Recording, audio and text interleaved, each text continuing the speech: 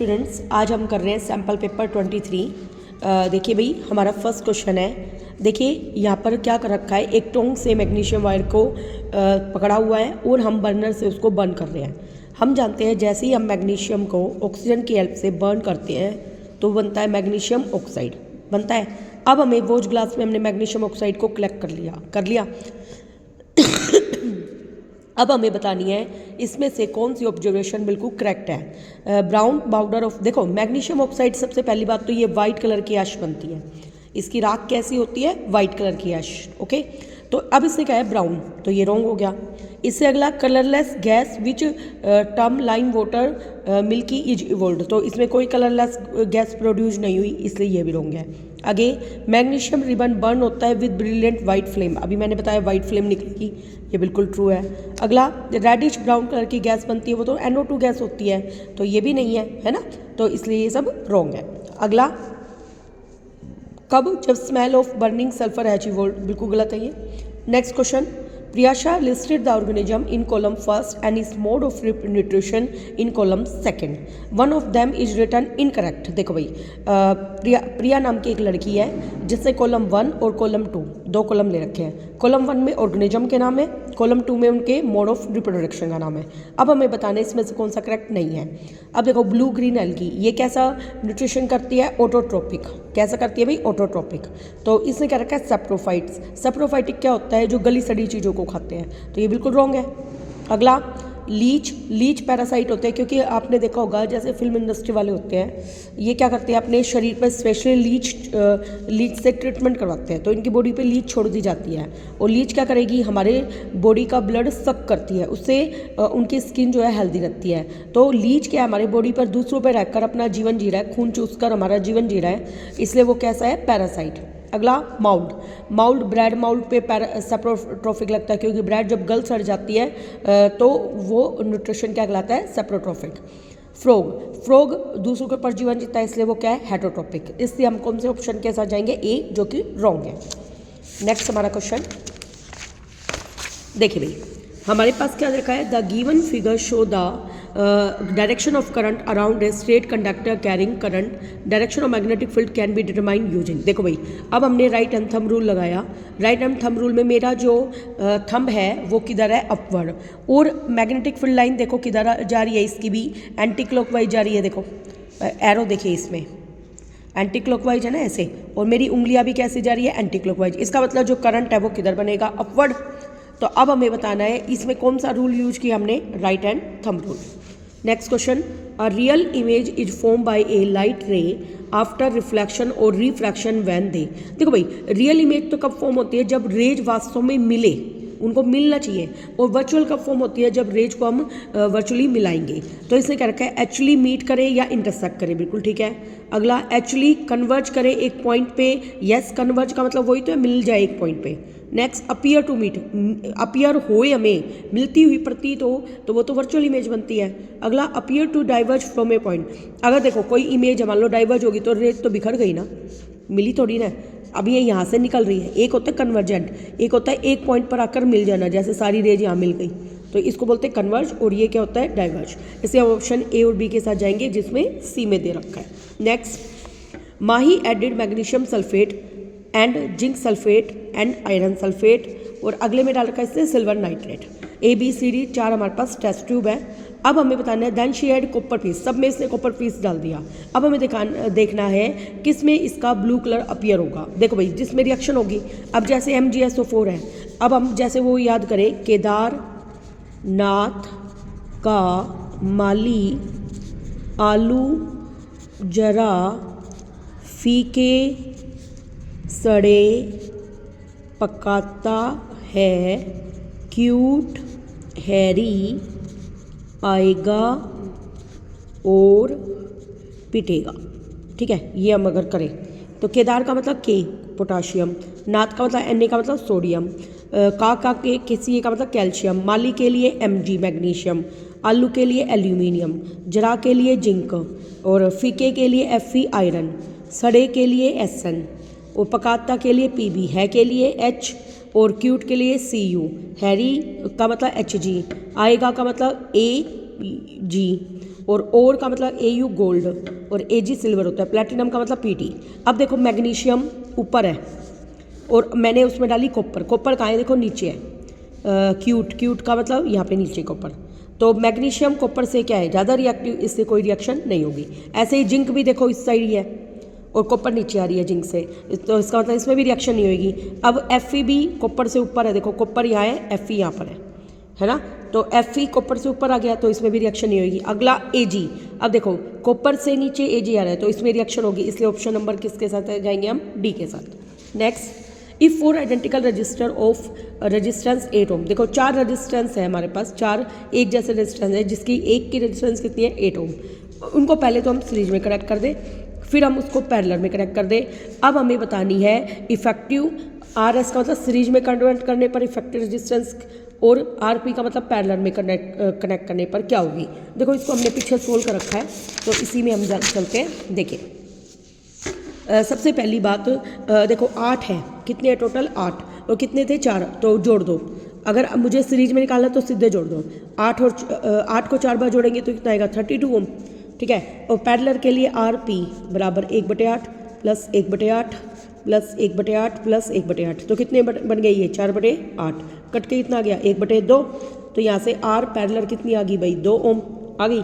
अब देखो हमें क्या बताना था RS बटे में RP, तो RS कितनी है भाई सीरीज में 32 और पैरेलल में कितनी है 2, 2 से 32 कटा कितने पे 16 पे।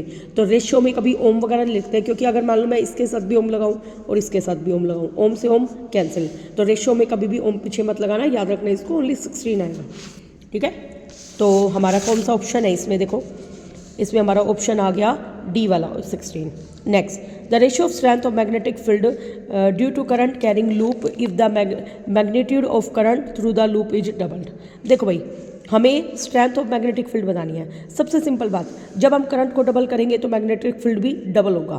तो अब इसका रेशियो क्या आएगा, पहले वाला डबल और डबल रेशियो 1। वैसे मैग्नेटिक फील्ड जो पहले कितना था मान लो B, अब जैसे ही मैंने करंट को डबल कर दिया 2I कर दिया तो मैग्नेटिक फील्ड भी कितना हो गया 2B हो गया।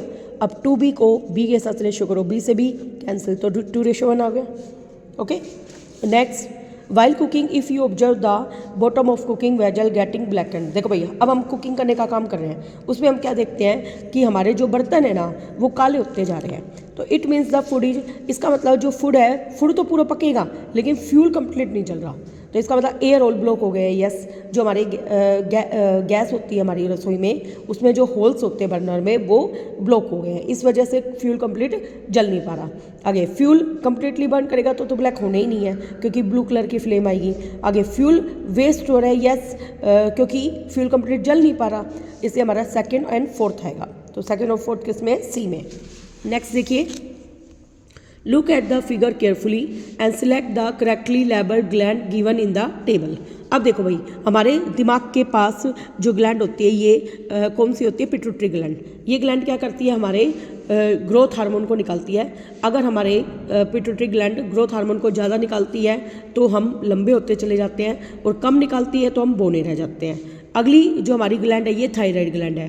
थायराइड ग्लैंड का काम क्या होता है, थायरोक्सिन हार्मोन को निकालना। ये हमारे शरीर में मेटाबॉलिज्म को बनाए रखता है, कार्बोहाइड्रेट, फैट, प्रोटीन, इनके मेटाबॉलिज्म को बनाए रखता है। अगर मान लो थायरोक्सिन हार्मोन की कमी हो जाए तो हमारे शरीर में आयोडीन जो होता है, नमक जो हम खाते हैं उसमें आयोडीन मिलाया जाता है ताकि थायरोक्सिन हार्मोन सही बने। अगर मान लो वो कम रहेगा, थायरोक्सिन हार्मोन कम मिला में कम मिला तो हमारा जो गला है वो स्वेलिंग आ जाएगी और गला बहुत ही मोटा होता चला जाएगा और हमें गोइटर की बीमारी हो जाती है। अगला हमारा जो पैनक्रियाज है उस पर कौन सी ग्लैंड होती है, पैनक्रियाटिक, ठीक है। नेक्स्ट है हमारा देखो भाई ये क्या है, ये मेल्स की है। मेल्स में क्या प्रेजेंट होती है, टेस्टिज। इससे हम ऑप्शन देखो, पहला हमारा पिट्यूटरी ग्लैंड था, बिल्कुल ठीक है, बी थायराइड था, फिर पैनक्रियाज था, फिर टेस्टिज था। इससे हम ऑप्शन किसके साथ जाएंगे भाई, बी के साथ। ओके नेक्स्ट देखिए भाई, the speed of light in a transparent medium is 0.6 times that of speed in vacuum. What is the refractive index. तो रिफ्रैक्टिव इंडेक्स एन का क्या फॉर्मूला होता है, speed of light in vacuum divide में speed of light in any medium, किसी भी medium में।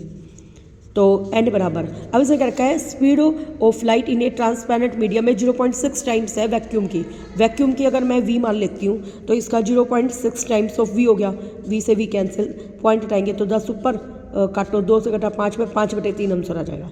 5/3 को पॉइंटों में कन्वर्ट कर लो, देखिए भाई 3 बाहर 5 अंदर, 3 एकम 3, 2 बचे, 3 छिक 18, 3 छिक 18, तो 1.67 समथिंग मान लेंगे, है ना, अगर हम इसको राउंड ऑफ करेंगे तो। Okay, next, which of the following group contain only biodegradable item. Biodegradable item कौन से होते हैं, जो डिकम्पोज हो जाते हैं by with the help of micro organism.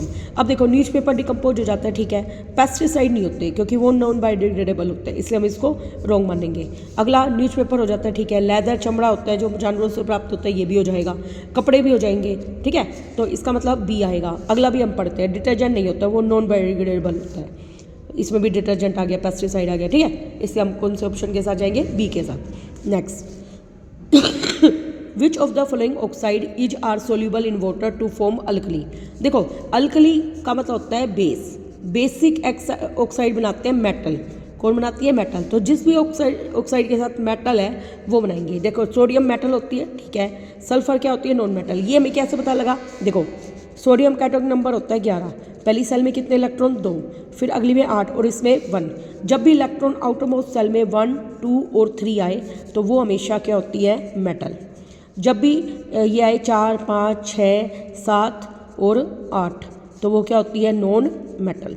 Okay, तो इसका मतलब इसमें 1 आ रहा है लास्ट में, तो ये मेटल है। सल्फर का कितना एटॉमिक नंबर होता है, 16, पहली सेल में कितने, 2, फिर 8, फिर 6। अब देखो 6 आ गए ना, इससे ये क्या है, नॉन मेटल। तो नॉन मेटल तो या तो न्यूट्रल बनाती है या एसिडिक। अब देखो के, पोटाशियम का एटॉमिक नंबर होता है 19, पहली सेल में कितने मेरे, 2, फिर 8, फिर 8, फिर 1, तो ये मेटल 1। एन का मतलब नाइट्रोजन, नाइट्रोजन का 7 होता है, 2, 5, तो देखो आउटरमोस्ट सेल में 5 इलेक्ट्रॉन है, इसका मतलब ये क्या है, एक नॉन मेटल। इसलिए हमारा ऑप्शन कौन सा आया, फर्स्ट एंड थर्ड। फर्स्ट और थर्ड किस में है भाई, ए में। अगला देखो भाई, given below is a diagram of nephron, हमारे पास यहाँ पे नेफ्रॉन का डायग्राम दिखा रखा है। अब हमें which row of the following table correctly filter where filtration and selected reabsorption occur, ये हमें बताना है। देखो भाई फिल्टरेशन कहाँ पे होती है, देखो यहाँ पर हमें पता है ये फिल्टर होता है ग्लोमेरुलस जो कप लाइक शेप होती है उसमें फिल्टर होना शुरू हो जाता है, फिर उसके बाद ये कलेक्टिंग डक्ट होती है ये तो, और यहाँ पर रीएब्जॉर्ब होता है, जो ट्यूबुलर पार्ट होता है नेफ्रॉन का उसमें रीएब्जॉर्प्शन का काम होता है। फिल्टर काम करने का काम होता है बोमन कैप्सूल में, और रीएब्जॉर्ब का काम होता है ट्यूबुलर पार्ट में। इसलिए देखो ये वाला क्या है, क्यू पार्ट, और ट्यूबुलर वाला पार्ट क्या है, आर, तो क्यू और आर देखो किस में है, हमारे सी सेक्शन ऑप्शन में है। ओके, नेक्स्ट देखिए, एक स्टूडेंट है वो एक एक्सपेरिमेंट कर रहा है और V और I के बीच में क्या बना रहा है, ग्राफ। 3 सैंपल निक्रोम वायर का यूज कर रहे हैं, देखो R1, R2, R3। तो अब देखो इसने VI नहीं बना रखा, इसने उल्टा ग्राफ बना रखा है, IV, ऊपर I है नीचे V है, तो हम उल्टा शुरू करेंगे। तो रेजिस्टेंस R3 की ज़्यादा, फिर R2 की, फिर R1 की। अगर ये VI ग्राफ होता, अगर ये ऐसे होता V ऊपर और I नीचे, तो उल्टा हो जाता, पहले R1 की ज़्यादा होती, फिर R2 की रेजिस्टेंस ज़्यादा होती है, फिर R3 की। अब इसमें उल्टा है, IV ग्राफ है, इसलिए पहले R3 की रेजिस्टेंस ज़्यादा, फिर R2 की, फिर R1 की। तो ये कौन सा ऑप्शन है भाई, हमारा C। Next, select the incorrect statement. देखो भाई, frequency of certain gene in A population change over several generation result evolution, इसे इनकरेक्ट बताना है। ये बताओ भाई, frequency of certain gene in A population change over several generation resulting evolution. देखो भाई, जैसे जनरेशन बाय जनरेशन चेंज होती जाती है तो नई प्रजाति तो आती है, तो ये ट्रू है। जब वेट में रिडक्शन होता है तो वो स्टारवेशन का मतलब भूख के मारे होता है, और वो जेनेटिकली कंट्रोल किया जा सकता है। तो मेरे को एक बात बताओ, कभी जेनेटिकली भूख को तो कभी कंट्रोल नहीं कर सकते भाई हम, तो इसलिए ये रॉन्ग है। Low weight parents have heavy weight pregnancy, ये बात सच है, लो वेट वाले के हैवी वेट वाले बच्चे भी हो सकते हैं, ऐसी कोई बात नहीं है। पेरेंट्स का वेट कम हो और बच्चों का वेट ज़्यादा हो, ये हो सकता है। आगे, ट्रेट का मतलब होता है गुण, which are not inherited over generation do not cause evolution.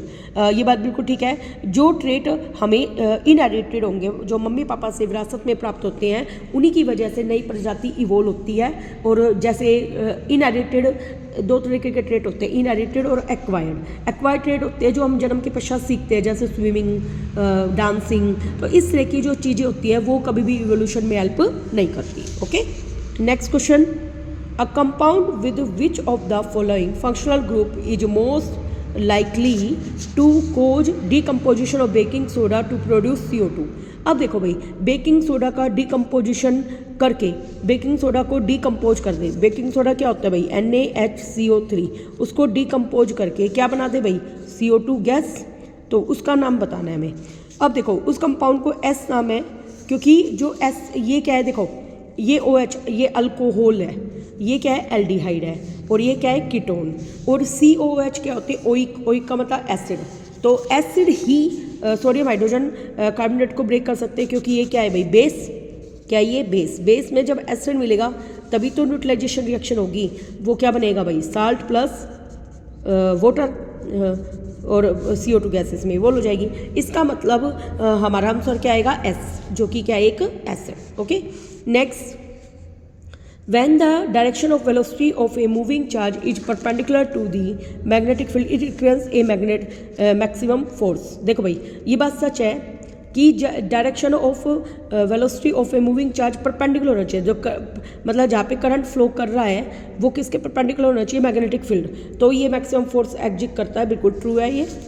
ठीक है, इससे अगला, force on moving charge does not depend on the direction magnetic field in which it moves. देखो फोर्स क्या कह रखा है, जो चार्ज के ऊपर हमारा फोर्स लग रहा है वो डायरेक्शन पे डिपेंड नहीं करता, बिल्कुल रॉन्ग है। क्योंकि फ्लेमिंग का left hand rule, right hand rule जब हम लगाते हैं तो उसमें डायरेक्शन तो बताते हैं, तीनों की डायरेक्शन बताते हैं। देखो फोर्स की भी, मैग्नेटिक फील्ड की भी और करंट की भी, इसलिए ये हमारा क्या है, रॉन्ग। तो इसलिए हम ऑप्शन C के साथ जाएंगे। नेक्स्ट, एक ऑब्जेक्ट है, वो कितनी डिस्टेंस पे रखी गई है भाई, 10 optical centre of convex lens के, और फोकल लेंथ कितनी है, 20। Image form on the screen is found to be erect and enlarge.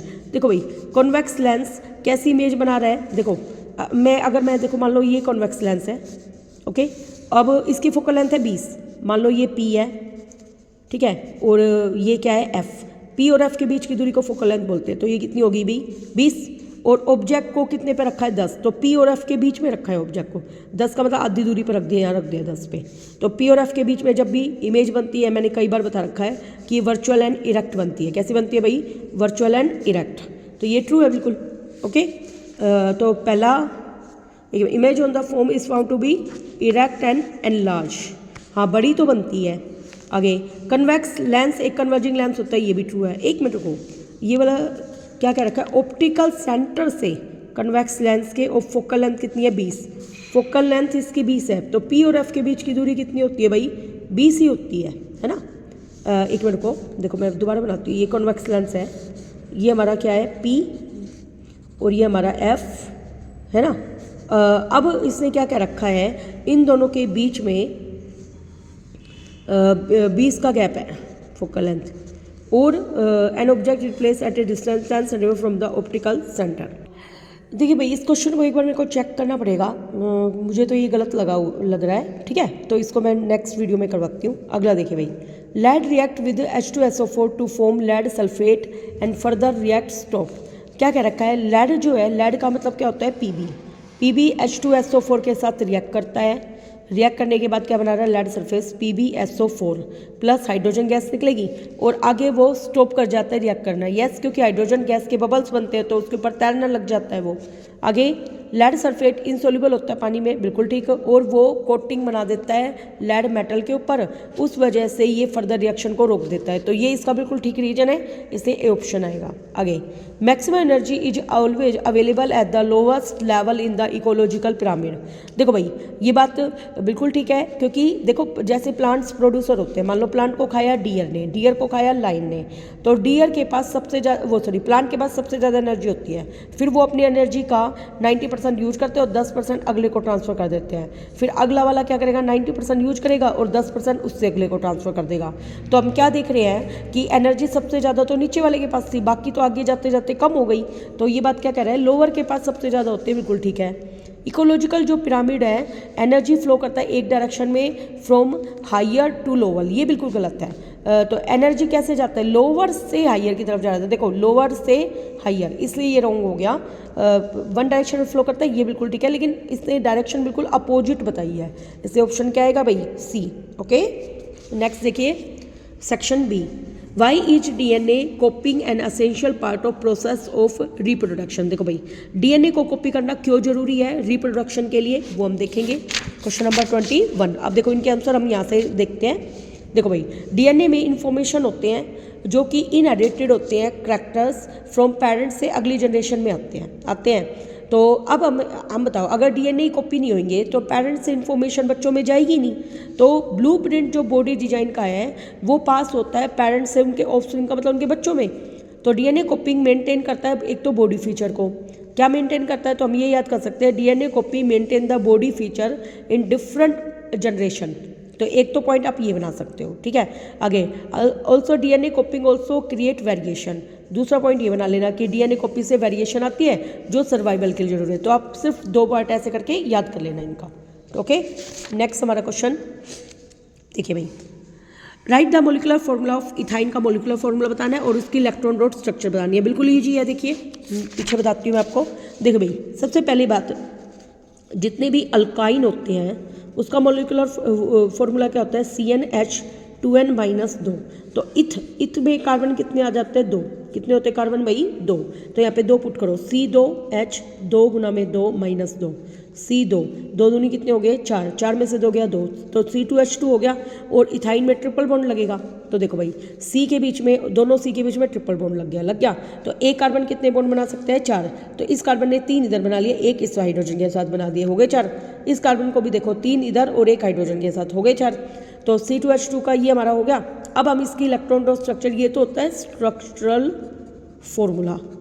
Okay, अब हम इसकी बनाएंगे इलेक्ट्रॉन डॉट स्ट्रक्चर। देखो भाई कार्बन के बीच में 3 डॉट, देखो इस कार्बन के पास कितने थे, जैसे मैं बना के दिखाती हूँ आपके पास। इस कार्बन के पास से 3, एक हाइड्रोजन एक बार साइड में लगा देते हैं, हो गए इसके 4, 3 और 1 4। इस कार्बन के साथ 3 तो ये लगाएगा बीच में और एक हाइड्रोजन के पास। अब हाइड्रोजन के पास एक ही होता है। सबसे पहले हाइड्रोजन के डबलेट पूरी करो, 2 हो गए, 2 हो गए।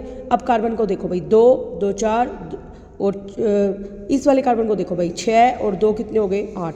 याद रखना जब हम ओवरलैप करें तो हाइड्रोजन को अंदर नहीं लेना, हमें ओनली इलेक्ट्रॉन्स को लेना है हाइड्रोजन के।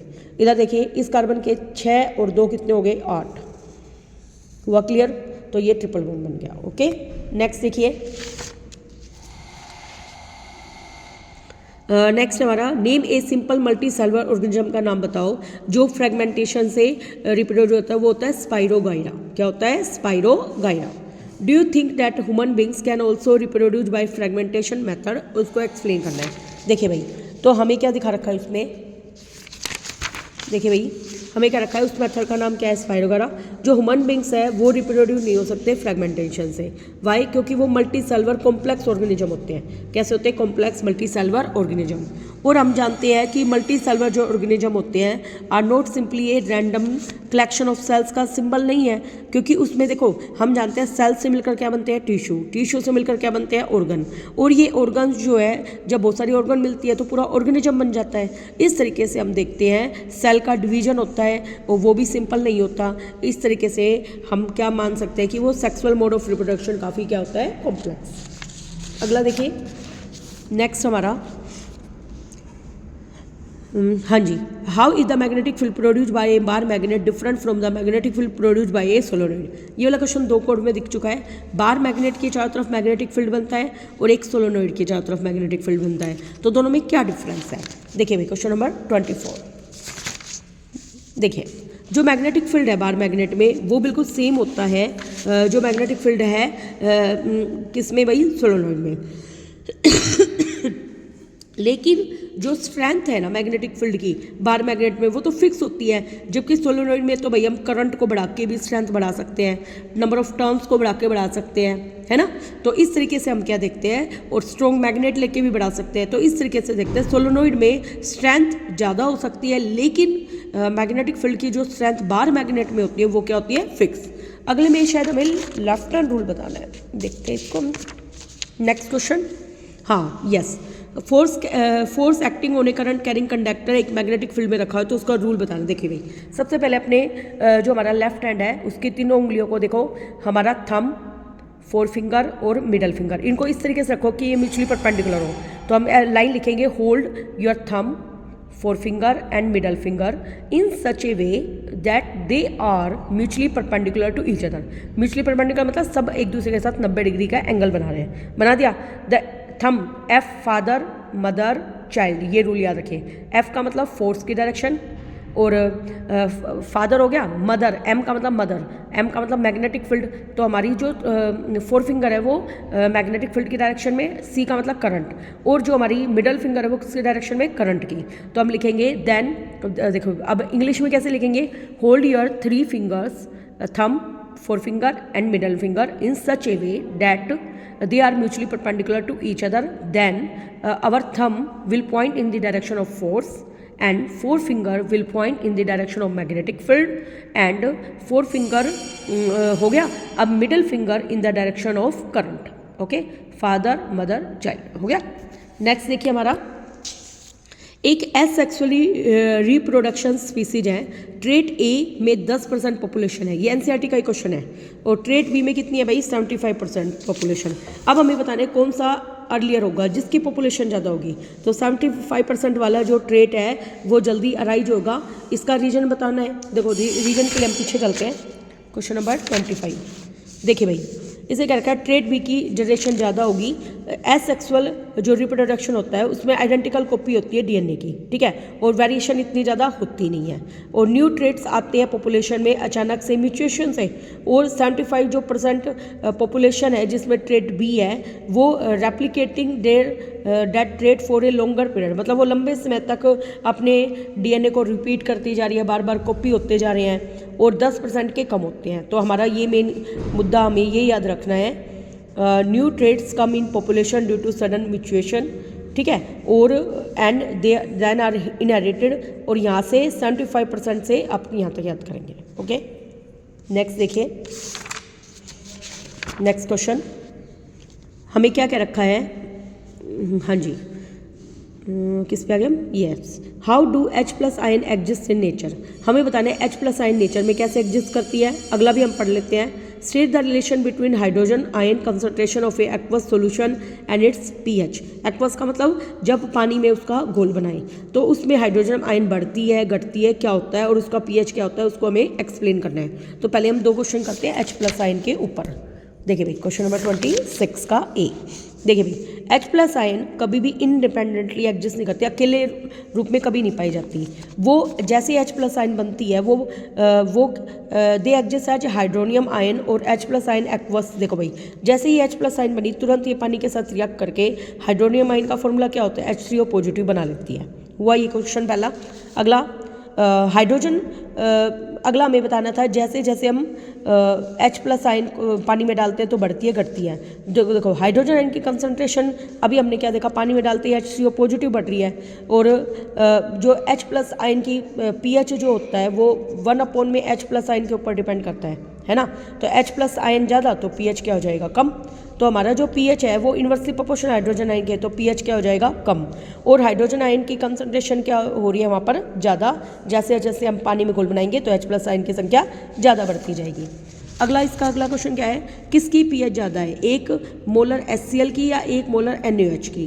तो देखो भाई ये एसिड है, एसिड में H+ आयन की संख्या क्या होती है, ज़्यादा, और बेस में H+ आयन की संख्या क्या होती है, कम.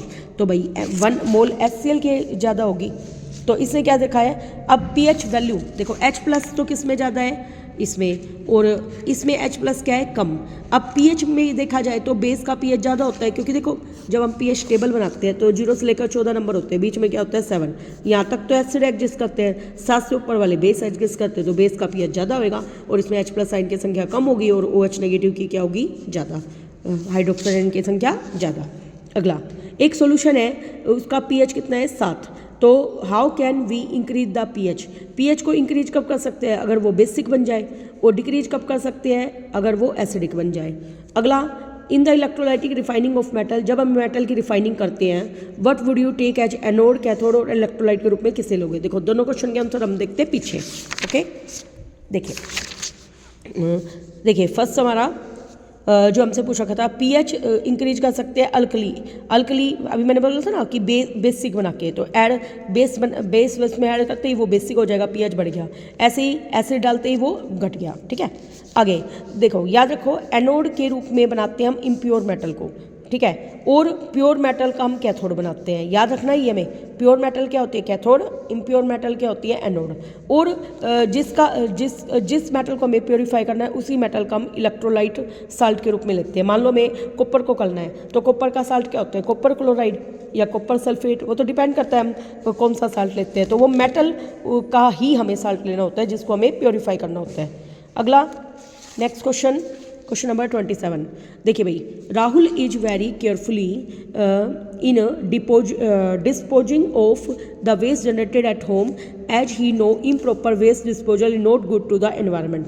देखो भाई, राहुल बहुत केयरफुल है। वो क्या करता है, जब घर पे वेस्ट जनरेट हो रहे हैं तो वो उस ही नो जो इम्प्रॉपर अगर वेस्ट वो करेगा तो एनवायरनमेंट पोल्यूशन होगा, मतलब वेस्ट को हमें सही ढंग से डिस्पोज करना चाहिए। तो अब हम उसे एक्सप्लेन करना चाहते हैं। देखो, घर पे बचे वेस्ट को, जैसे डब्बे वगैरह है भाई ये प्लास्टिक के, उसको तो हम रिसाइकिल कर सकते हैं, और न्यूज़पेपर वगैरह को हम रीयूज कर सकते हैं। ठीक है, तो ये आप लिख सकते हो, we can use newspaper, we can reuse newspaper. Okay, अगला हम लिख सकते हैं, we can recycle plastic cans. ठीक है, और बायोडिग्रेडेबल वेस्ट को हम ग्रीन डस्टबिन में डाल सकते हैं, और नॉन बायोडिग्रेडेबल वेस्ट को हम ब्लू डस्टबिन में डाल सकते हैं। तो आप ये 3 पॉइंट लिखाओ। अगला, what is the role of decomposer in ecosystem. देखो, डिकम्पोजर का काफ़ी इंपॉर्टेंट रोल है। पहला, वो हमारे रबिश को क्लीन करते हैं, डिकम्पोज करते हैं। डिकम्पोज कर देते हैं तो रबिश क्लीन हो जाता है। ठीक है, तो कचरे को तो क्लीन करते हैं, एनवायरनमेंट को, है ना। और डिकम्पोजर क्या करते हैं भाई, जितनी भी गली सड़ी चीज़ें हैं उसको खाद में कन्वर्ट करते हैं। किस में कन्वर्ट करते हैं, खाद में। इससे भूमि की फर्टिलाइज शक्ति क्या होती है, बढ़ जाती है। और डिकम्पोजर सॉइल में न्यूट्रिएंट्स को रिसाइकिल करते हैं। तो इस तरीके से हम ये 3 पॉइंट लिख के आ सकते हैं। अगला, संस्कृति heated blue copper powder of copper second nitrate in A boiling tube. देखो, संस्कृत ने हीट किया blue copper powder of copper second nitrate को एक बॉइलिंग ट्यूब में, तो ब्लैक कलर का कॉपर ऑक्साइड बन गया, साथ में ऑक्सीजन बनी और ब्राउन गैस की NO2 बनेगी। देखो, कॉपर नाइट्रेट है CuNO3 की ट्वाइस। जैसे हम इसको हीट करते हैं तो बन रहा है कॉपर ऑक्साइड प्लस में ऑक्सीजन प्लस में NO2 गैस बनेगी ब्राउन कलर की। क्या बनेगी, NO2। तो हमें X को आइडेंटिफाई करना है, तो वो नाइट्रोजन डाइऑक्साइड है। और टाइप ऑफ रिएक्शन बतानी है, तो क्या है भाई, थर्मल डिकम्पोजिशन है, क्योंकि हीट की वजह से टूटता है ये। कौन सी रिएक्शन है भाई, थर्मल डिकम्पोजिशन। अगला, बैलेंस केमिकल इक्वेशन बतानी है। देखो, बैलेंस करने के लिए कॉपर 1 है, कॉपर 1 है, ऑक्सीजन कितनी है 3 दूनी कितने हो गए भाई 6 हो गए। यहाँ पे कितनी है 2 2 4 और 1 5, है ना। नाइट्रोजन देखो 2 हो गई, तो यहाँ पे 2 से गुना होएगा। नाइट्रोजन कितनी होगी 2। अब यहाँ पे ऑक्सीजन देखो 2 दूनी 4 और 2 6 और 1 7, है ना। तो यहाँ पे ऑक्सीजन नाइट्रोजन 2 है। मान लो मैंने यहाँ पे 2 से गुना किया तो कॉपर 2 हो गई, तो यहाँ पे भी 2 से गुना करना पड़ेगा, है ना। तो यहाँ से नाइट्रोजन कितनी होगी 2 दूनी 4। अगर मैं यहाँ पे 4 से गुना करूँ तो ये ऑक्सीजन कितनी होगी 4 दूनी 8 8 और 2 10 और 2 12। यहाँ पे 3 दूनी 6 और 2 12। ठीक है, हो गई बैलेंस, सब कुछ क्लियर। नेक्स्ट देखिए, what will happen if gas X is dissolve in water. अब देखो, जो NO2 गैस बनी थी उसको हमने पानी में मिलाया तो pH रेंज बतानी है। pH तो कम हो जाएगा वैसे भी, क्योंकि वो एसिड बनेगा ये, है ना। तो एक मिनट देखते हैं, H2NO3 बन रहा है, क्या बन रहा है ना 28 का C, 28 का C। ये देखिए नाइट्रोजन ऑक्साइड को जैसे हम पानी में घोलते हैं तो उसने पता नहीं रखा क्या बना, बस वो एसिडिक सोल्यूशन बना, ये बता रखा है। और जो pH है वो 0 से 7 के बीच में आएगा, क्योंकि हमारा जो क्या नाम है NO2 जो है क्या है, एसिड बना है ना हमारा, और एसिड का pH 0 से 7 के बीच में होता है। ओके, नेक्स्ट देखिए, रेनू टुक ए थ्रूली वाटर पोटेड प्लांट। देखो, रेनू नाम की एक लड़की है जिसने ऐसा प्लांट लिया है जिसको हम पानी दे सकते हैं, वैसे सभी को पानी दे सकते हैं। Covered with a transparent plastic sheet से, देखो उसने कवर कर दिया। And kept it sunlight for 1 hour, और फिर कवर करने के बाद उसको सनलाइट में रख दिया 1 घंटे के बाद।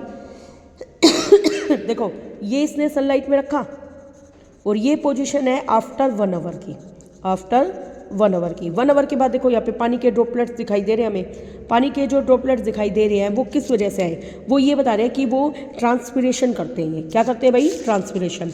अब इसने क्वेश्चन पूछ रखा है from where and why they have water droplet come in the interior of the surface. देखो ट्रांसपिरेशन की वजह से आए हैं ये पानी। आगे state and define the phenomena involve. Transpiration क्या होता है, the loss of excess water from the leaf of a plant is known as transpiration. और आगे how is this process helpful to the plant. इस ट्रांसपिरेशन की help से एक suction पुल लगता है जिसकी वजह से जो जाइलम टिश्यू है वो पानी को ऊपर लेके जाता है। अब देखो इसको प्रॉपर लिखने का वे हम पीछे देखते हैं। देखिए भाई हम आगे थे, यस इस पर देखो भाई लॉस हो रहा है, लीव्स जो है पानी को लॉस कर रही है वाटर वेपर के रूप में। वो गेट कंडेंस का मतलब वो इकट्ठा हो गया है वाटर वेपर से, अगेन वाटर बन गया है वो किसमें, प्लास्टिक शीट के अंदर। ओके, इस फिनोमिना का नाम ट्रांसपिरेशन था। ट्रांसपिरेशन क्या है, पानी का लॉस होना वाटर वेपर की फॉर्म में फ्रॉम द एरियल का मतलब जो पार्ट प्लांट का हवा में है उसके द्वारा हो गया। ट्रांसपिरेशन की इंपॉर्टेंस क्या है, एक तो वो हेल्प करती है एब्जॉर्ब करने में और अपवर्ड मूवमेंट को लाने में वाटर और मिनरल्स की थ्रू जाइलम, रूट से लीव्स में जाएगा जाइलम टिश्यू के द्वारा। और इससे टेम्परेचर रेगुलेट रहता है। जब प्लांट्स को गर्मी लगती है तो पानी एक्सक्रीट कर देते हैं तो उनका टेम्परेचर भी रेगुलेट होता है। ओके, नेक्स्ट देखिए, नेक्स्ट हमारा क्या क्वेश्चन है, देखिए भाई अगला हमारा क्वेश्चन है with help of flow chart. Flow chart की हेल्प से हमें पाथवे बताना है ग्लूकोज का, एक तो प्रेजेंस ऑफ ऑक्सीजन में, एक अब्सेंस ऑफ ऑक्सीजन में, एक लैक ऑफ ऑक्सीजन। देखो मोस्ट इंपॉर्टेंट क्वेश्चन है कि वो तीनों किस तरीके से रिएक्ट कर सकते हैं। देखो भाई, देखो सबसे पहली बात हमारा ग्लूकोज होता है, उसमें कितने कार्बन के मॉलिक्यूल होते हैं, 6 हो गया। फिर उसके बाद वो ग्लूकोज जब प्राइवेट में कन्वर्ट होता है तो उसमें कार्बन के मॉलिक्यूल कितने होते हैं, 3 प्लस एनर्जी निकलती है। ये पूरा एज इट इज आपको ध्यान से स्टडी करना है।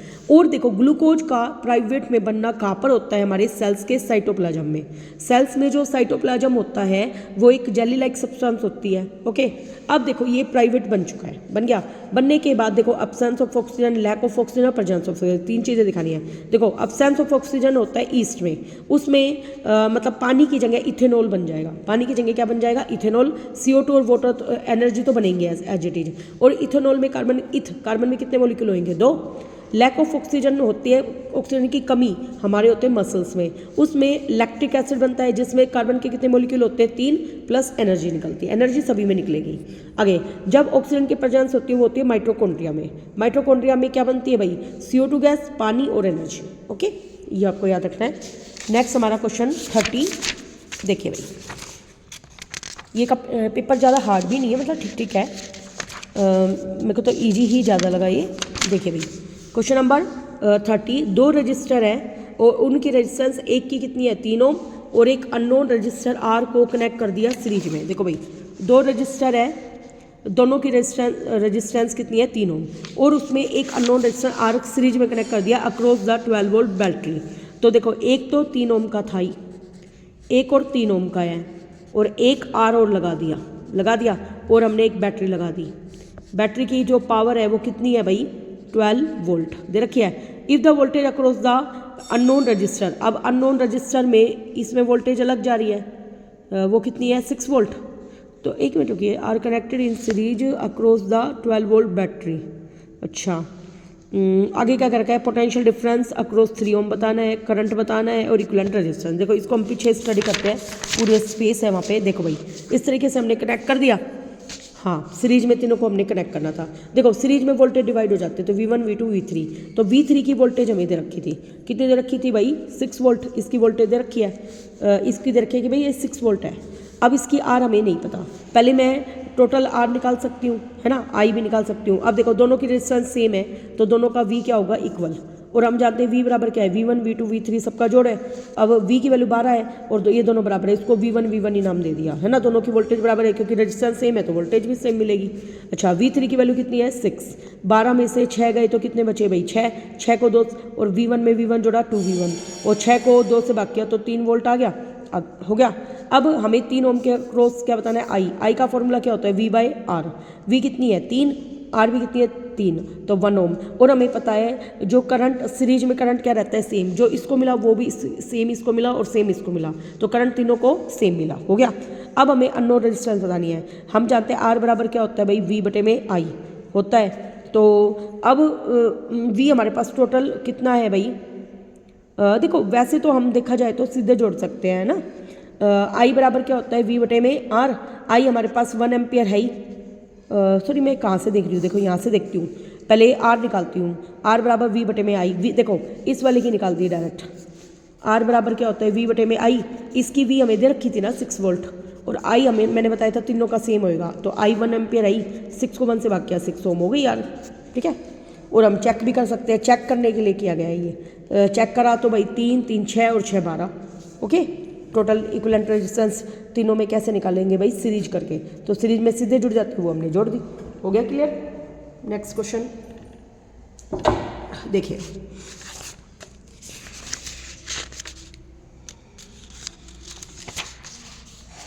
देखिए भाई, how would you bring about the following conversion.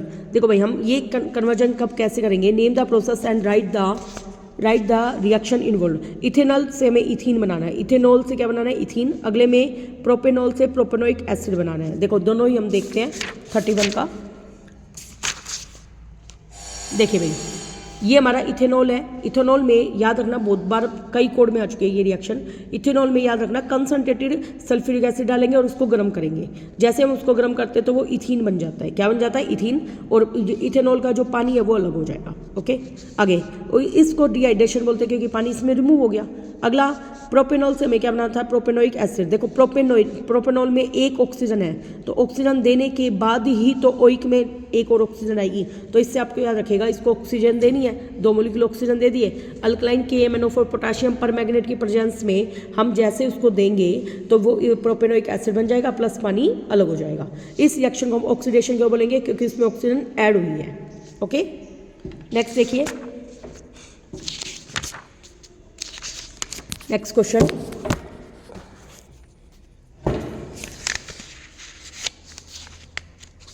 देखिए अगला है, how does the creation of variation in a species promote survival. देखो भाई वेरिएशन क्रिएट होने की वजह से देखो ये NCERT का ही क्वेश्चन है। जैसे मान लो एक पेड़ है, उस पर ग्रीन बिटल और रेड बिटल रहती है, ठीक है। एकदम से कौवा आ जाता है, अब सारी की सारी बिटल्स क्या है, पेड़ पे है, तो ग्रीन बिटल तो ग्रीन कलर का पेड़ है, दिखाई नहीं देगी, लेकिन रेड बिटल्स उस कौवा सारी खा जाएगा, है ना। तो इसका मतलब जो चांस है सर्वाइवल के वो वेरिएशन की वजह से बढ़ गए ना, तो इस तरीके से वेरिएशन हेल्प करता है। अगला, it is a possible that a trait is inherited but may not be expressed। देखो ट्रेट को हम इनहेरिट कर ले लेकिन इनहेरिट कर ले लेकिन वो एक्सप्रेस ना किया जाए, उसका एक एग्जांपल देना है। तो दोनों क्वेश्चन को लिखने का तरीका हम देखते हैं। देखो भाई 32 का A, देखो भाई वेरिएशन चेंज में हेल्प करती है, एनवायरनमेंट में चेंज आता है, तो देखो अभी मैंने जो एग्जाम्पल दिया था आप वो लिख के आना जाना, ठीक है। अगला हम इसमें F1 जनरेशन का, देखो इसमें भी इतना बड़ा भी लिखने की जरूरत नहीं है, आप अगले को भी ऐसे लिख लो। मान लो एक टोल पी प्लांट लिए थे मेंडल ने, ये वाला दिखा दो, तो इसने क्या किया था भाई, कैपिटल टी लिया था, स्मॉल टी प्लांट लिए थे, स्मॉल टी। तो देखो भाई ये इस तरीके से आप दिखा दो, दिखाया, पहले F1 जनरेशन बना देना, फिर F2 जनरेशन बना दो, बनाई, तो 2 बार capital T small T, capital T small T और दोनों स्मॉल टी। तो हमने क्या देखा, देखो टेट इनहेरिट हुए थे टोल प्लांट और ड्रॉफ में, फिर भी वो नहीं हो पाए, है ना। तो इस तरीके से हम दिखा देंगे, बस ये बनाया है ना, ओके, फुल नंबर मिलेंगे आपको। नेक्स्ट हमारा क्वेश्चन देखिए भाई, diagram show the length wise section of A current carrying solenoid. देखो भाई ये करंट कैरिंग सोलेनोइड है, यहाँ पे जो रोंग का साइन है वो current entering into the page, ये क्या बता रहा है कि करंट अंदर जा रहा है पेज के, कहा जा रहा है भाई अंदर, और जो सर्कल के अंदर डॉट है वो दिखा रहा है करंट बाहर आ रहा है। तो देखो इस ऊपर से तो अंदर आ रहा है और नीचे वाले एंड से बाहर आ रहा है, तो decide which end of the solenoid A और B, हमें बताना है नॉर्थ पोल कहाँ है। देखो भाई हम जानते हैं मैग्नेटिक फील्ड लाइन वो कहाँ से इमर्ज होती है, नॉर्थ से तो निकलती है और साउथ की तरफ जाती है, तो करंट ये बाहर आ रहा है, तो यूँ जा रहा है एक तरीके से करंट, है ना, यूँ जा रहा है ना। तो मैग्नेटिक फील्ड लाइन कैसे जा रही है हमारी, एक तरीके से यूँ जा रही है ना, तो गिव रीजन देना है। देखो भाई कैसे करेंगे हम, क्वेश्चन नंबर 33। देखो भाई हाँ, अभी मैंने आपको बताया कि मैग्नेटिक फील्ड लाइन, देखो भाई हमने क्या देखा, सोलेनोइड एक north pole, solenoid will behave as a north pole, कौन सा एंड, ए एंड, कौन सा ए एंड, क्योंकि डायरेक्शन ऑफ जो करंट है वो एंटी क्लॉकवाइज है, क्लॉक फेस रूल लगा लिया इसने। कौन सा रूल लगाया भाई, क्लॉक फेस रूल। देखो अभी मैंने क्या बताया था, ए एंड, हाँ, तो यहाँ से यूँ जा रहा है ना, हुआ, और ये इधर आ रहा है। तो ए एंड हमारा नॉर्थ पोल है और ये हमारा साउथ पोल है। नेक्स्ट देखिए अपना नेक्स्ट क्वेश्चन है, a beam of white light falling on A glass prism split up into 7 colour. देखो भाई, ये बीम ऑफ लाइट गिरने के बाद वो 7 कलर में स्प्लिट हो गई, और हमें पता है विबग्योर नीचे से चलता है VIBGYOR, विबग्योर बनाया। अब हमें बताना है marked as shown in the figure, identify the position which correspond to the colour of sky. Colour of sky को हम क्या मानते हैं भाई, ब्लू, और कलर ऑफ ब्रिंजल क्या होता है, violet, colour of gold metal क्या होता है, येलो, और कलर ऑफ डेंजर सिग्नल क्या होता है, रेड। अब हमें पोजीशन बनानी है, तो ब्लू कलर किस पोजीशन पे है भाई, बी का मतलब ब्लू 5 पे, और अगला गोल्ड मेटल येलो, येलो किस पे है भाई 3 पे, तो हम येलो को 3 से लिख देंगे। अगला वॉयलेट किस पर है भाई 7 पे, तो यहाँ पे हम 7 लिखेंगे। अगला है colour of danger signal red किस पे है 1 पे, तो हम यहाँ पे 1 लिख देंगे। ओके, नेक्स्ट देखिए, a glass prism is able to produce a spectrum when white light pass through it but a glass slab does not. Explain करना है ऐसा क्यों है, कि भाई देखो प्रिज्म से तो वाइट कलर 7 कलर में स्प्लिट हो गई, लेकिन एक ग्लास स्लैब से क्यों नहीं स्प्लिट हुई, वो हमें बताना है। देखिए भाई, देखिए हमें जो ग्लास स्लैब है वो कम्बिनेशन होती है 2 आइडेंटिकल ग्लास प्रिज्म का। देखो भाई, जैसे मान लो एक प्रिज्म यहाँ है, उल्टा प्रिज्म हमने इसमें रख दिया। अब देखो वाइट लाइट आई है, 7 कलर में स्प्लिट हुई, फिर वो अगेन रीजॉइन होकर अगेन वाइट दे रही है हमें स्क्रीन पे। इसलिए जब ग्लास स्लैब में से जब वाइट लाइट पास होती है तो अगेन हमें वाइट लाइट ही मिलती है, क्योंकि इसमें जो सेकंड प्रिज्म है वो इन्वर्टेड पोजीशन में रखा रहता है। तो आप ये रीजन देख के आ सकते हैं। नेक्स्ट हमारा क्वेश्चन देखिए भाई, नेक्स्ट हमारा क्वेश्चन है, why is normal eye not able to focus an object place within 15 centimetre. देखो भाई, जब हमारा नियर पॉइंट ही 25 सेंटीमीटर होता है तो हम इससे पास वाला देख ही नहीं सकते, तो हम लिख सकते हैं because it is beyond our power of accommodation. ये हमारी पावर ऑफ अकोमोडेशन से अलग है। और दूसरा, our near point is 25 centimetre and we can see only at this distance clearly. आगे, draw a diagram of woman eye and name the label part. देखो भाई, कौन करता है पीपल के साइज को, इरिस। कौन कंट्रोल करता है भाई, iris. Provide final adjustment of focal length के लिए सिलेरी मसल्स एडजस्ट करती है हमारी। और अगला, regulate and control the amount of light entering the eye को कॉर्निया रेगुलेट करता है, जो कि एक शीशे टाइप का होता है। Act as a screen to obtain the image, retina पर बनती है। कहाँ पर बनती है, रेटिना। अब देखो हम आई का डायग्राम में इन सबकी नेमिंग देख लेते हैं। देखिए भाई, सबसे पहली बात, ये हमारा आई का डायग्राम बना रखा है, ठीक है। देखो ये हमारा जो लेंस होता है वो कैसा होता है, कन्वेक्स। और हमारी जो फर्स्ट ये जो लेयर है, देखो इरिस, इसके अंदर एक छोटा गोला होता है, ठीक है, और इसके अंदर एक और छोटा गोला प्यूपिल हो गया और एक इरिस हो गया। रेटिना हमारी ये बना दी हमने। रेटिना हमारा स्क्रीन होती है जहाँ पर इमेज बनती है। नेक्स्ट देखिए क्वेश्चन, ये आप अपना मतलब NCERT से भी डायग्राम तैयार कर सकते हो। नेक्स्ट हमारा क्वेश्चन है, देखिए भाई, अगला है, why does mensuration occur in female. Female में मैंसुरेशन क्यों होती है। देखो मैंसुरेशन और how will you differentiate between A gamete और जाइगोट में क्या डिफरेंस है, और 3 रीजन बताने हैं कॉन्ट्रैक्टिव मेथड के रीजन। तो हम इन तीनों के आंसर ही पीछे देखते हैं। देखिए भाई सबसे पहली बात, देखो भाई, मैंसुरेशन फीमेल में कब होती है, जब एग फर्टिलाइज नहीं होता।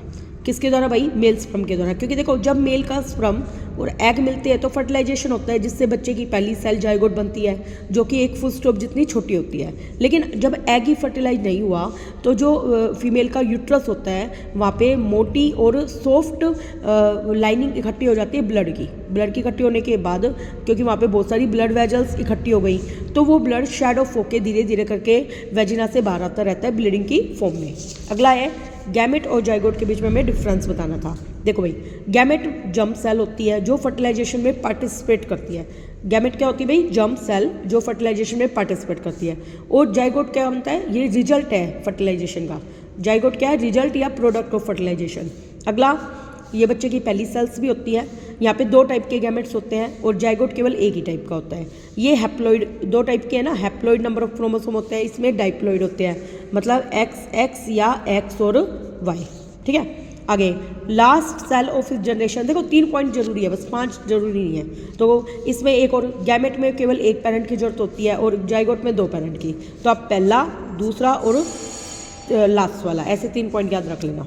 ओके, नेक्स्ट हमारा क्वेश्चन देखिए भाई, अगला क्वेश्चन है name and explain the 2 modes of S sexual reproduction produce in observe in hydra. Hydra में हमें एस सेक्सुअल मेथड बताना है रिप्रोडक्शन के। देखो भाई, पहला मेथड तो बडिंग है, ठीक है, दूसरा मेथड रीजनरेशन भी है, और व्हाट इज वेजिटेटिव प्रोपगेशन क्या होती है और इसकी 2 एडवांटेज बतानी है। तो दोनों क्वेश्चन को हम पीछे स्टडी करते हैं। देखिए भाई, देखो भाई, पहले रीजनरेशन और बडिंग बताया मैंने।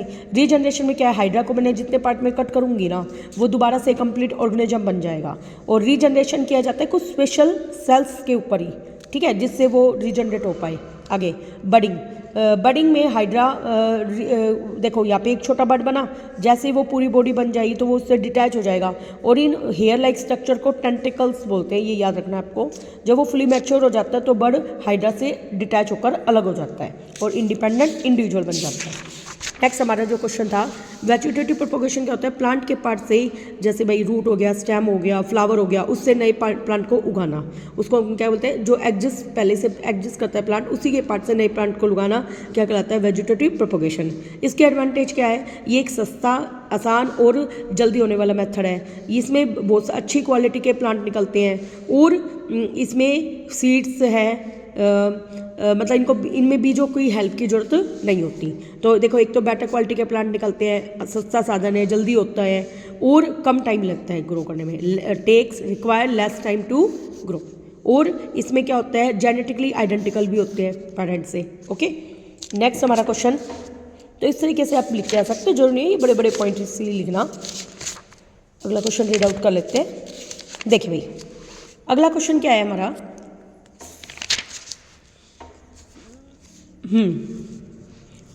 अब हम केमिस्ट्री पोर्शन पे आ चुके हैं अगले क्वेश्चन के।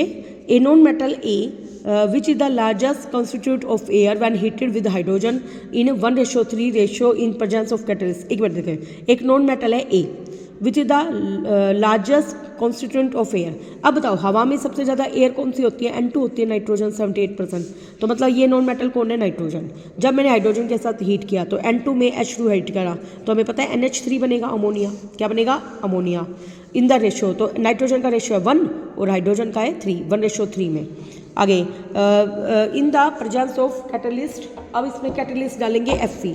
कौन डालेंगे भाई, Fe gives A gas be on heating, एक बी गैस दे रहा है। देखो, इसको हम पीछे ही देखेंगे, जैसे ही हम अब उसको ऑक्सीजन के साथ हीट करेंगे तो सी का एक ऑक्साइड दे देगा और फिर उस ऑक्साइड को पानी में डालेंगे तो एक डी एसिड देगा जो कि एक स्ट्रॉन्ग ऑक्सीडाइजिंग एजेंट है। तो अब हम इन सब के बारे में बताना है। तो देखो, इसको पहले एक बार रिएक्शन देखते हैं, फिर सारे क्वेश्चन ईजी हो जाएंगे हमारे लिए। देखो भाई, सबसे पहले N2 को ऑक्सीजन की प्रेजेंस, देखो हाइड्रोजन के साथ मैंने रिएक्ट करवाया था तो मैंने बताया था NH3 बनेगा, अमोनिया 1:3 में। और Fe की प्रेजेंस में 773 केल्विन पे करना पड़ेगा, तो हमें बी प्रोडक्ट मिल गया जो हमें चाहिए था। अब हमें क्या करना था, नाइट्रोजन को अब हमें ऑक्सीजन के साथ रिएक्ट करवाना था, तो हमने देखना था नाइट्रोजन का मोनोऑक्साइड मिलेगा। क्या बनेगा, मोनोऑक्साइड। मिल गया। मिलने के बाद इस नाइट्रोजन ऑक्साइड को हमें ऑक्सीजन के साथ रिएक्ट करवाने के बाद NO2 मिल गया हमें। फिर इस NO2 को हमें पानी और ऑक्सीजन के साथ रिएक्ट करवाना था, तो हमने देखा ही हमें नाइट्रिक एसिड मिल गया जो कि बहुत ही स्ट्रॉन्ग एसिड होता है और ऑक्सीडाइजिंग एसिड है। कैसा है भाई, ऑक्सीडाइजिंग। नेक्स्ट क्वेश्चन देखिए, क्वेश्चन नंबर 36। देखो भाई, write the step involve in the extraction of pure metal in the middle of activity series from their carbonate ore. अब हमें स्टेप्स बताने हैं जो कि प्योर मेटल को जब हम एक्टिविटी सीरीज में देखते हैं तो उसको हम कार्बोनेटेड से कैसे निकालते हैं। और अगला, हाउ इज कॉपर को एक्सट्रैक्ट कैसे किया जाता है उसकी सल्फाइड ओर में से, और अलग अलग स्टेप बताने हैं। देखो, दोनों ही एक्सट्रैक्शन को देखते हैं हम। देखिए भाई, सबसे पहली बात, हमने जो पहला मेथड था वो क्या है, कंसंट्रेशन। देखो, जो एक सेकेंड, पहला हमारा क्वेश्चन क्या पूछ रखा था हमसे। देखिए भाई, पहला क्वेश्चन हमसे पूछ रखा था, राइट द, एक मिनट, हाँ ये हमारा क्वेश्चन रह गया कि to which group of periodic table this non metal belong. तो नाइट्रोजन है, नाइट्रोजन का क्या होता है 7, 2, 5 है ना, 5 हो गया, तो इसको कितने की ज़रूरत है भाई? 3 की ज़रूरत है। तो इसने ग्रुप नंबर कौन सा दिखा रखा है? 5 10 में जोड़ेंगे तो 5 15 होना चाहिए इसका आंसर। देखो कौन सा है भाई यहाँ पे? हाँ, ग्रुप नंबर 15, क्योंकि नाइट्रोजन का 7 होता है तो 2 5। कल मैंने इस टाइप का एक क्वेश्चन करवाया भी था, 10 में 5 जोड़ा 15, तो ग्रुप नंबर कौन सा हो गया? 15।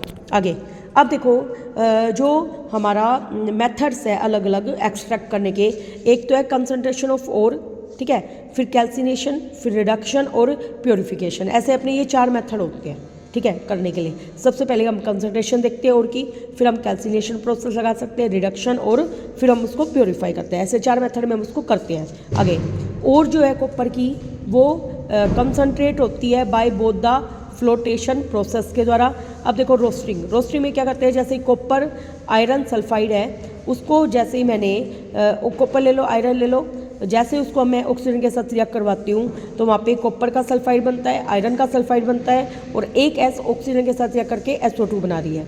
ऐसे ही कॉपर सल्फाइड को जब हम ऑक्सीजन के साथ रिएक्ट करवाते हैं तो कॉपर ऑक्साइड बन जाता है और SO2 गैस निकलती है। इसी तरीके से मान लो अगर मैं आयरन सल्फाइड की ऑक्सीजन के साथ रिएक्ट करवाऊँ तो क्या बनेगा? आयरन ऑक्साइड और SO2 गैस निकल जाएगी। इसी तरीके से जब हम FeO को जब SiO2 के साथ रिएक्ट करवाते हैं तो FeSiO3 बनता है।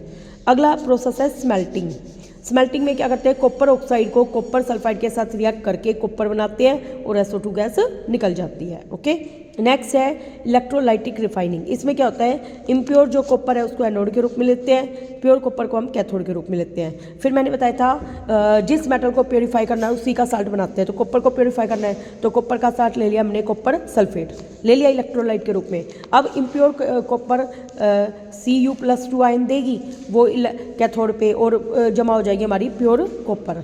अब देखो भाई एनोड के ऊपर क्या रिएक्शन होगी? जो कॉपर इम्प्योर है वो 2 इलेक्ट्रॉन को लॉस करेगी और कॉपर से कॉपर ऑक्साइड कॉपर का आयन बनाएगी, और ये 2 इलेक्ट्रॉन जो हमारे सॉल्यूशन में पड़े हुए हैं, सॉल्यूशन में वो इलेक्ट्रॉन के साथ जुड़ जाएंगे। देखो क्या हो रहा है, हमारा ये सॉल्यूशन है कॉपर सल्फेट जो कि इलेक्ट्रोलाइट के रूप में लिया है। इसमें आयन क्या बनेगी? कॉपर +2 और SO4 2 नेगेटिव आयन बन गई। अब देखो यहाँ से तो इलेक्ट्रॉन निकल रहे हैं, किधर से? एनोड से कॉपर थी, कॉपर कैसे बन रही है? कॉपर +2 और 2 इलेक्ट्रॉन दे रही है। अब ये कॉपर +2 यहाँ आ गई। आने के बाद ये इस यहाँ से देखो कॉपर +2 के रूप में आ गई। अब ये कॉपर +2 कॉपर सल्फेट में से टूट रही है, टूटने के बाद ये किधर जा रही है भाई? इसके ऊपर, और 2 इलेक्ट्रॉन यहाँ से गेन कर लेगी। गेन करने के बाद ये पूरी कॉपर, मतलब ये रोड तो पतली होती चली जाएगी और ये रोड मोटी होती जाएगी। इसमें से इम्प्योर चीज़ें सॉल्यूशन में घुलती जाएंगी और प्योर चीज़ें इधर आती जाएंगी, और एनोड के नीचे एनोड मड के रूप में भी जमा हो जाती है, ठीक है, इम्प्योरिटी। आगे देखो भाई अगला हमारा क्वेश्चन क्या है, नेक्स्ट देखिए, डायग्राम भी हमने इसका बना दिया। नेक्स्ट ई पार्ट, मोनिका कैप्ट ए पोटेड प्लांट हॉरिजॉन्टली। मोनिका ने एक प्लांट लिया और उसको हॉरिजॉन्टल रख दिया, मतलब ज़मीन पे लेटा दिया, और इसमें 5 से 6 दिन तक उसने ऐसा किए रखा।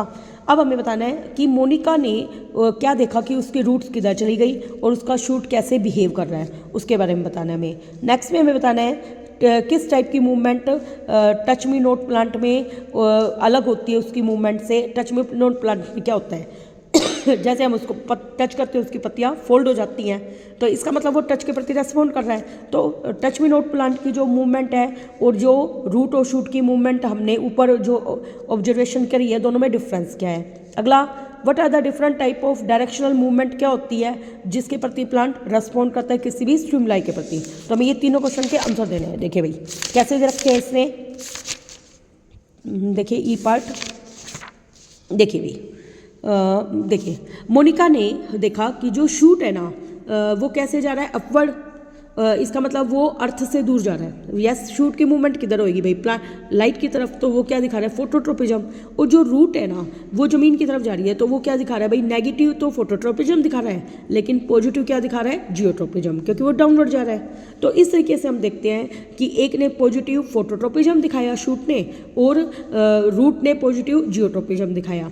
तो लेकिन जो इस टाइप की मूवमेंट है जो टच मी नोट में हुई है उसको, और जो ऊपर हुई है उसको तो ट्रोपिक मूवमेंट बोलते हैं क्योंकि ट्रोपिज्म हुआ है उसके अंदर। और जो टच मी नोट जो प्लांट होता है वो ग्रोथ मूवमेंट का हिस्सा नहीं है, जबकि ट्रोपिक मूवमेंट ग्रोथ मूवमेंट का हिस्सा होती है।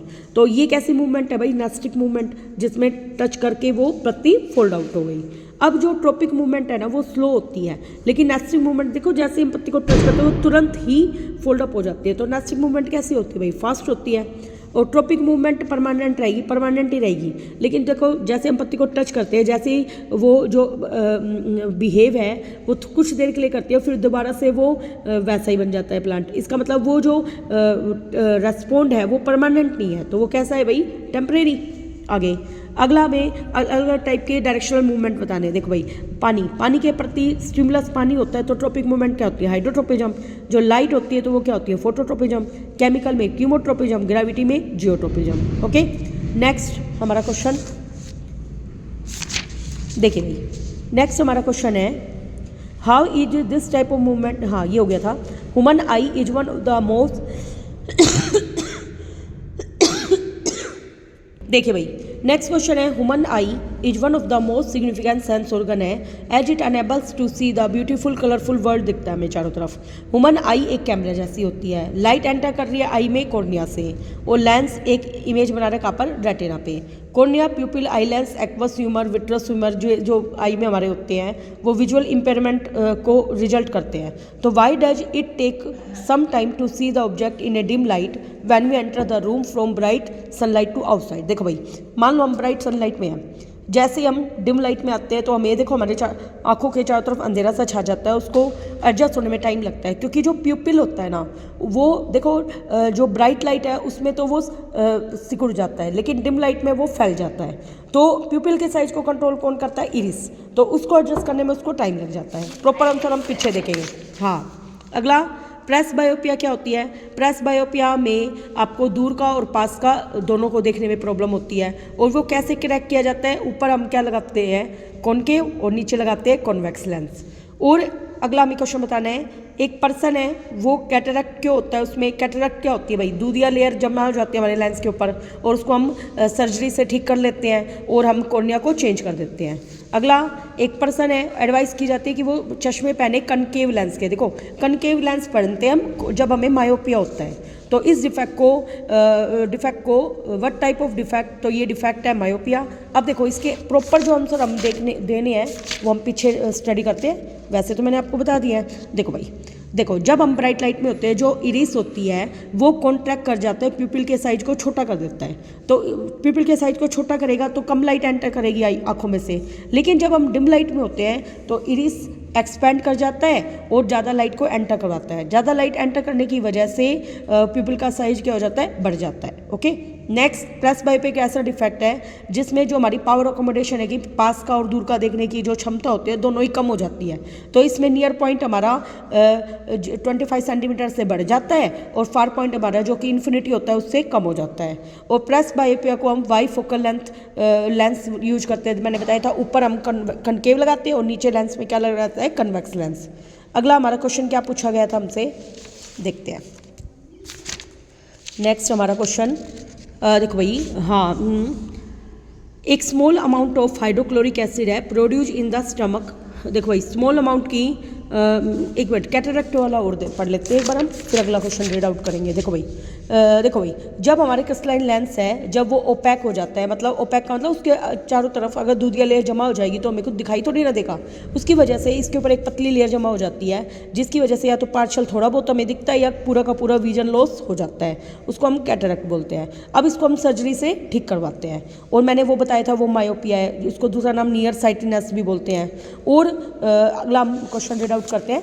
देखिए भाई यहाँ पे हाइड्रोक्लोरिक एसिड दे रखा है हमें, और वो हमें पता है कि हमारे पेट में बनता है और ये हार्मफुल बैक्टीरिया को मार देता है पेट के अंदर। और अक्षय ने स्टडी किया इलेक्ट्रोलिसिस, हाइड्रोक्लोरिक एसिड को उसने पानी में डाला और ऑब्जर्व किया कि बल्ब ग्लो करना शुरू हो गया। मतलब एक तरीके से एसिड ने बल्ब को ग्लो करवा दिया।